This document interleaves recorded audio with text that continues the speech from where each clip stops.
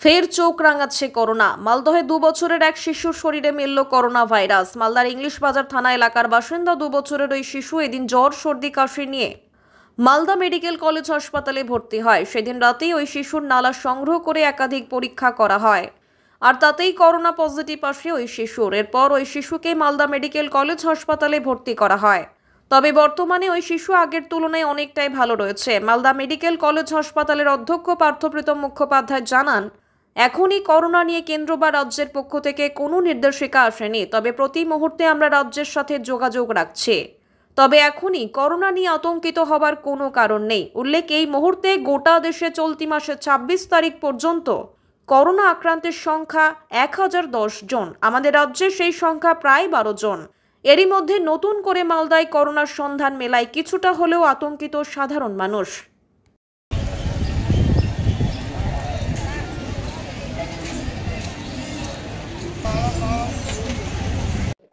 আবার তো রাজ্যে করোনা থাবা বসাচ্ছে, মালদাতেও একজন আক্রান্ত হয়েছে। আপনারা কতটা আতঙ্কিত, কি বলবেন? খবরে যা শুনতে পাচ্ছি তাতে দেখা যাচ্ছে যে গোটা বিশ্বে তো মানে করোনা আবার থাবা বসাতে শুরু করেছে। এর মধ্যে দিল্লিতে এবং কলকাতাতেও হয়ে গেছে, মালদাতেও একটা 2 বছরের শিশুর শরীরে করোনা পাওয়া গেছে। এই পরিস্থিতিতে আমরা খুবই আতঙ্কিত। মানে আমরা ভাবছি যে আবার পুরোনো দিনটা না ফিরে চলে আসে। এই ব্যাপারে সরকারের খুব পদক্ষেপ নেওয়া উচিত, কারণ সরকার যদি এইভাবে সচেতন না থাকে এবং সচেতন না করে তাহলে কিন্তু পরবর্তীকালে আমাদের প্রচন্ড ভয়ানক অবস্থা এবং আমরা খুব ভয়ের মধ্যে আছি এই ব্যাপারে।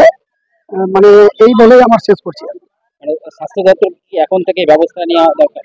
স্বাস্থ্য দপ্তরের এখন থেকে মানে কি সরকারের এবং স্বাস্থ্য দপ্তরকে পুরোপুরি ব্যবস্থা নেওয়া উচিত, এই জন্য যে যাতে এই ভয়াবহ দিনটা দেখতে না হয় এবং মানে যেন আমরা মানে সেই পুরোনো দিনটা ফিরে না পাই। আপনার নাম? বিপ্লব কুমার দাস। শিশুটি 24 তারিখে ভর্তি হয়েছিল এবং তার একটা অন্য কারণে ভর্তি হয়েছিল, কিছু জ্বরের উপসর্গ নিয়ে, এবং এটা পিঠে চোট লাগার একটা হিস্ট্রি ছিল। সেখানে বাচ্চাটি ভর্তি হওয়ার পর পরবর্তীকালে এমনি রুটিন আমাদের যে পরীক্ষা করা হয় টেস্ট, সেই টেস্টের করা হয়েছে, প্যানেল করা হয় প্রত্যেকটি পরীক্ষা ভাইরাসের টেস্টগুলো, তাতে করোনা পজিটিভ বেরোয় জানতে পারি আমরা। এবং তারপর যথাযথ তাকে এমনি তার ট্রিটমেন্ট চলছে এবং সে এখন ভালো আছে। আগে কালকে ছিল পিআইসিইউতে, সেখান থেকে সে আবার ইমপ্রুভ করেছে এবং তাকে এখন সাধারণ বেডে, পেডিয়াট্রিক বেডে নিয়ে যাওয়া হয়েছে। স্যার, জেলায় কি এই প্রথম না আরো হয়েছে আক্রান্ত? জেলায় কি করোনা পজিটিভ? না না না, এইটাই মানে এটা ইনসিডেন্টাল ফাইন্ডিং। বিশেষজ্ঞ যারা আছেন ডিপার্টমেন্টের, যারা পিডিয়াট্রিক্স ডিপার্টমেন্টের বিভাগীয় প্রধান এবং ওনার বিশেষজ্ঞ, তারা বলছেন এটা একটা অন্য কারণে ভর্তি হয়েছিল, অন্য একটা প্রবলেম নিয়ে পুরো ইফিসিয়েন্ট ছিল সেদিন।